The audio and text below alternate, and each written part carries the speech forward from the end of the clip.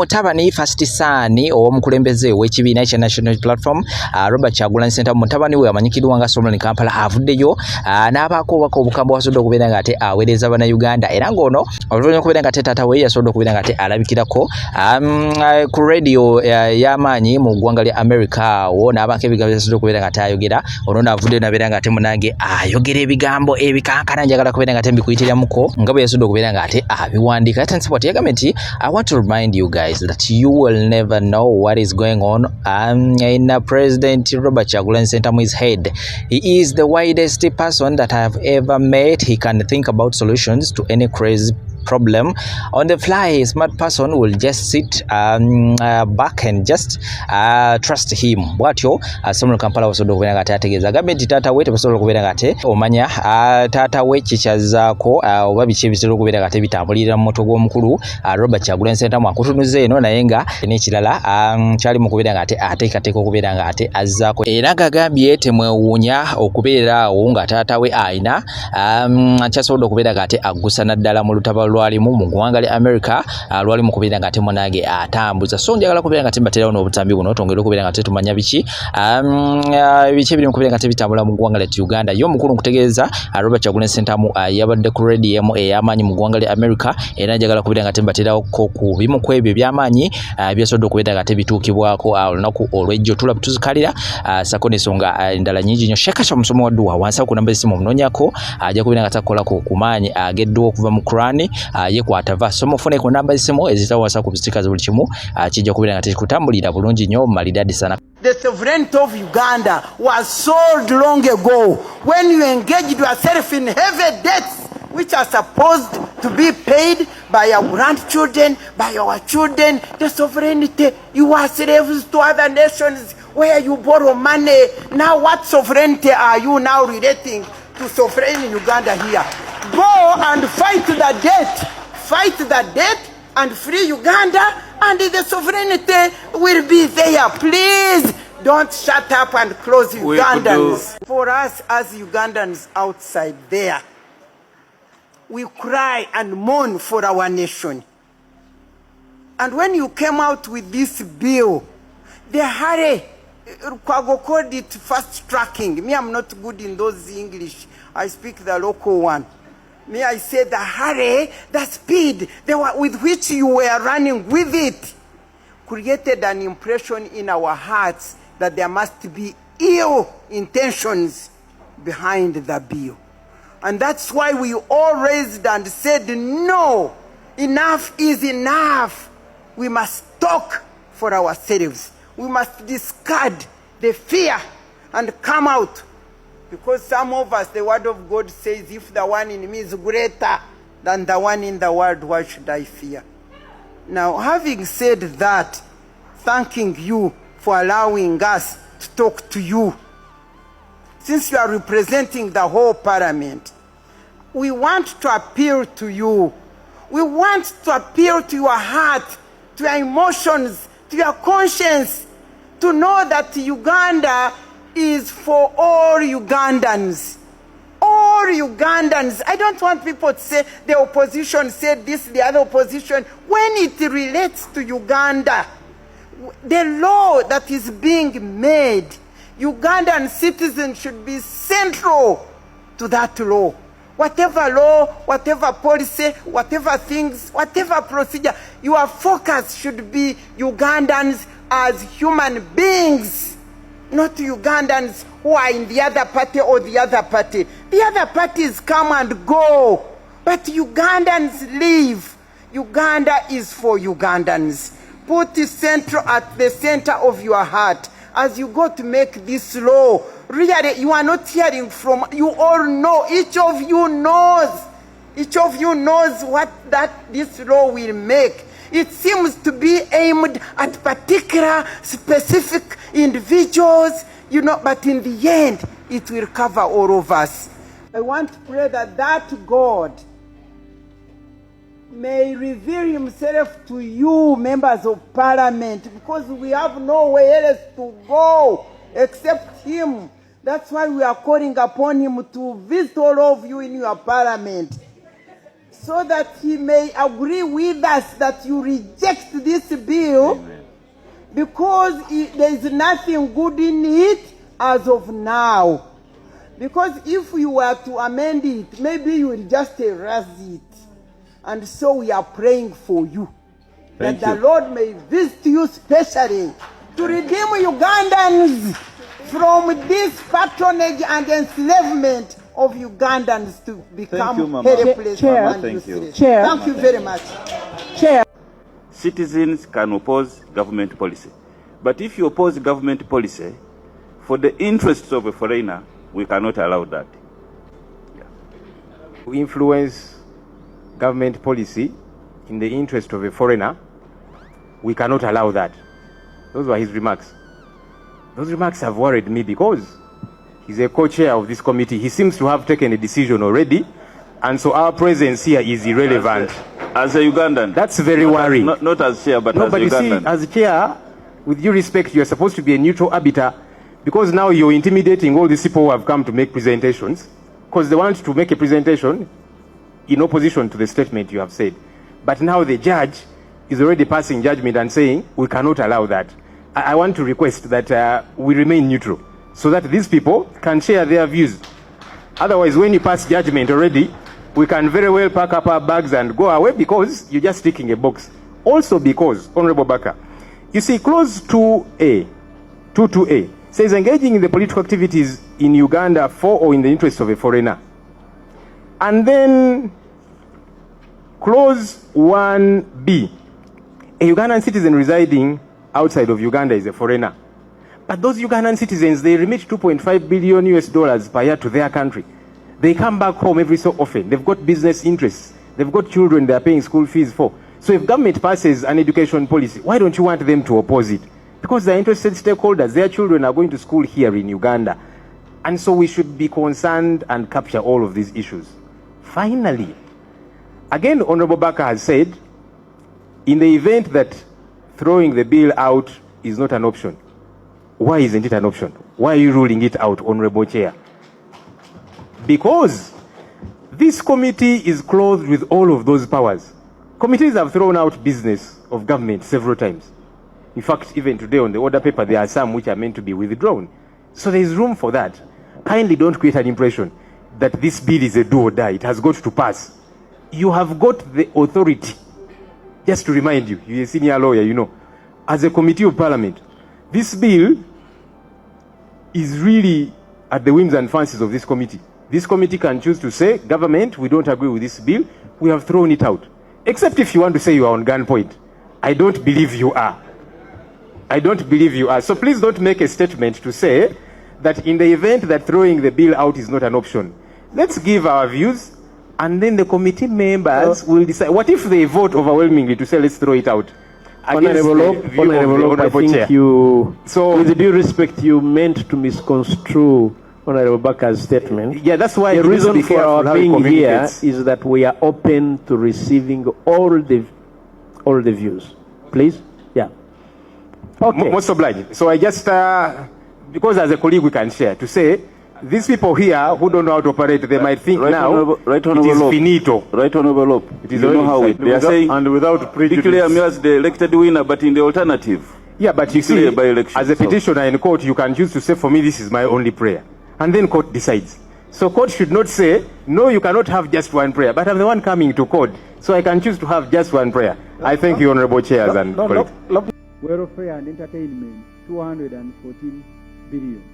Special meals and drinks, 536 billion. Travel inland, 1 trillion. Travel abroad, 207 billion. Fuel, 514 billion. Donation, 196 billion. There is even money to buy a musical instrument, 800 million. Gas, firewood, and charcoal. We are going to spend 14 billion buying firewood and charcoal. Maybe you're going to burn the whole of Uganda. 14 billion buying charcoal, firewood. I invite you colleagues to look at the table. I don't have to take a lot of time. And the reason I'm doing so, the minister will come here waving a budget, agro-industrialization, mineral development. But this is where the money is going. Manufacturing. And then you can look at the table on page 16, other items in the budget. And I invite you, because we are given huge documents here. At the end of those documents, there is aggregated items on which we are spending money. But they have learned a very good language here. Agro-industrialization, and you think actually money is going there. So I'll jump 16, 17, 18 to page 19. Uganda has spent 5 trillion on Museveni in 5 years. President Museveni has budgeted 479 billion for his residence, State House, next financial year. State House is one of the benefits extended to the President under the President, Vice President, Prime Minister's Emolument and Benefits Act. Approved budget for State House this financial year is 508 billion, which was increased to 967 billion through supplementary requests. State House has learned tricks. They request for half of what they will spend in a year and keep increasing it through supplementary requests.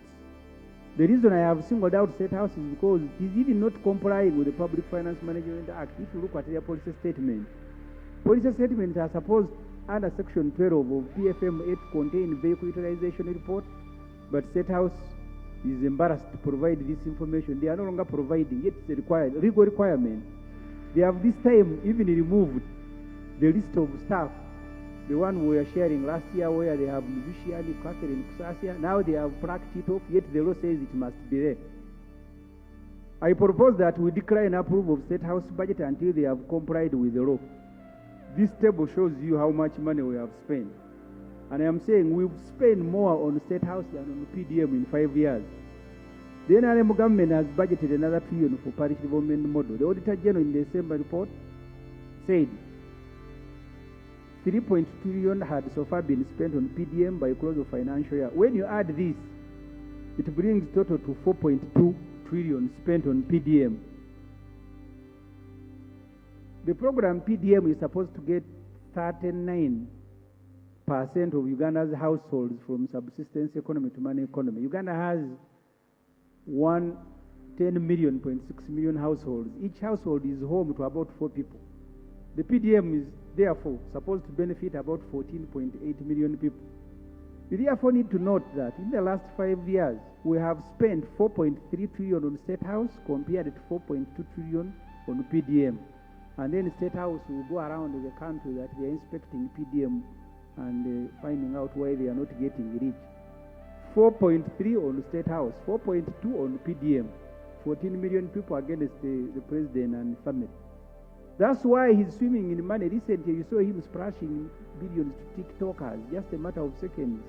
100 million to each of the 400 NRM MPs that attended Chankwanzi Muchaka drills. I don't know. Maybe someone should tell us where this 100 million for NRM MPs Muchaka graduates came from. And in Chankwanzi, the emperor said, I don't want to hear corruption in parliament. And the beneficiary of 100 million each laughed and ururated. There is money for donation and no money for ambulance and new curriculum. This parliament must take note that the budget committee, since the recent events, has failed to recommend the movement of money from wasteful and suspicious expenditure to critical requirements. You need to have been in the committee and see the fidgeting of NRM MPs. They can't even touch a comma because of what happened to parliament. So as a result, for example, Minister of Health asked for 60 billion to buy ambulances, but has been given only 40. So some of your constituencies will have no ambulance. The minister wants to buy 158 ambulances for your constituencies. Health also asked for 20 billion for maintenance of ambulances, but has been given 10 billion. I saw the vice chair presenting and is very happy. Which means some constituencies, your ambulances will not be maintained. Because maintenance is 20 billion, they have given you 10 and you are saying you kill up. That's what the vice chair said. Kill up for 10. Let us remove 30 billion from State House, since the president has 130 billion for donation, and buy these ambulances and maintain them for the rest of the country. There is no money for the new curriculum. The National Curriculum Development Center has asked for just 6 billion to develop syllabuses of 32 subjects of A-level curriculum, assessment, guidelines, and training of teachers, but only 2.5 billion has been given. This is scandalous. Our children are being taught on guesswork because the development of the A-level curriculum has not been concluded. Uganda National Examination Board has asked for 8 billion to train examiners on how to mark these new syllabus, but they have been given 0. What crime has Uganda committed against the NRM and its leadership? Already the IMF and World Bank are saying children who are in school today, their productivity level will not go beyond 39%. The world average is 50%. Why are we condemning our children? Trouble is that their children don't attend school here. We now ask you to look at the annex that outlines unfunded priorities. It comes as an annex. So you can't find 6 billion for curriculum. And then you have 130 billion for donation. And the vice chair is asking NRM MPs, get up. Your children are in secondary schools and children of the people you represent. No money for curriculum. This bill intends, for all intents and purposes, to persecute the people of Uganda. It is intended at political persecution. And so national interest, and I'm trying to infer public interest into national interest, it cannot in any way stand insofar as it promotes political persecution. And so, but also secondly, when you say what would be the role of Parliament, this protection of sovereignty bill as it is not the law envisaged under Article 8A. The law envisaged thereunder is a law that would clarify what national interest amounts to. That's not what this bill is doing. So this bill just refers to national interest, but does not even define what national interest is. So if you ask me what Article 8A, the import of that would be, because it says that Parliament, Uganda shall be governed based on principles of national interest and common good. And we all know that that's not what is happening today, both in practice and in legislation. So I think that, in fact, the enactment of this bill into law would be contrary to Article 8A that you're making reference to. I think we have a right to criticize government programs. And when I say we are in opposition, it does not mean that we are going to be opposing every single thing. But what I'm saying is that we have a right, and the people of Uganda, whether in Uganda or in the diaspora, should have a right to oppose those government policies or programs.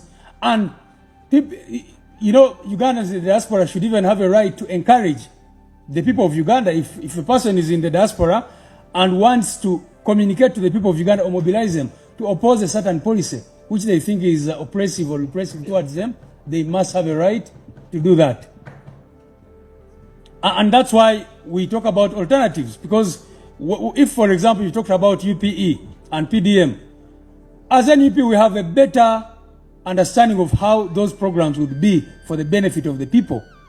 So it's not, we have a right to offer alternatives and definitely to oppose those things which we do not agree with. Now, someone, I think the Honorable Member also asked about paragraph 3, which begins, notwithstanding the unconstitutional nature of some of their provisions. I think you misread that paragraph, because that paragraph refers to other laws. It refers to the Anti-Money Laundering Act, the Computer Misuse, the Political Parties and Organizations Act, the Presidential Elections Act, etc. That's not a reference to this bill. That's why we say, notwithstanding the constitutional and unconstitutional nature of some of their provisions, other laws that already address the defects purportedly identified, the bill include, and we give a list thereunder. So it's not that we are conceding that there are some provisions which are constitutional. No, not at all. The Honorable Member said, Senior talked about, his question is, what if the definition of foreigner is rectified? And my submission would be that it would require the withdrawal of this bill, because the entire objectives of this bill are based on the definition as it is stated. So it would probably require you to withdraw it and redraft. If you look at, that's why in our submission begins with the objectives of this bill. We begin by opposing, because if the objective of the bill And every abalungi abatuwuliriza era abatulaba olunaku olwaleero tukyaddeko ewa Sheikh Asiraf Dembe. Sebo nsanyusa okubalaba. Amannya agange nze Sheikh Asiraf Dembe akola ku bizibu by'enjawulo. Omuntu singa aba alina ebirwadde tumusomereddwa, tumuwa amazzi ga lukuya nga bw'obadde ogalaba, tugenda abantu ku kyoto ne twokya emizimu emibi egibabaamu n'okulomba edduwa. Abantu singa abeera ng'ali wano atuuse sobola okumulombera edduwa, ne waba atatuuse nga mpadde amannya ge naye ng'ali wala. Neetaase enamba yange yeeno eri 0707363711. Nammwe bannyinaffe abali ebweru oyagala okuba nti oyagala okulombera ku dduwa ng'olina ebizibu, viza zibuze, amaka gakolongotana, sente zikola zimpita mu ngalo, ojja kumpeereza ekifaananyi kyo n'amannya go, ebyo byokka bijja kummala, nja kukulombera edduwa, ojja kutereera. Olunaku olusembayo mu mwezi mba n'edduwa ey'awamu ffenna n'abalwadde bange abakadde n'abapya. Salaamu alaikum warahmatullahi wabarakatuh.